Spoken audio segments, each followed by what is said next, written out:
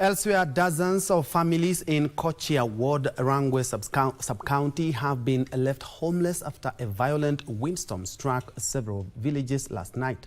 The devastating storm, accompanied by torrential rains, tore through the villages of Nyarut, Kombogo and Lower Kowili, leaving a trail of destruction.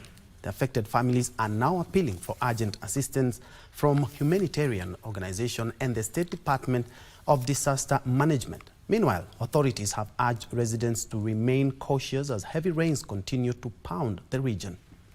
It's affected several homes, around 17 homesteads that are affected, and 3 churches in this area. So I'm appealing to well-wishers and the government to come to our rescue.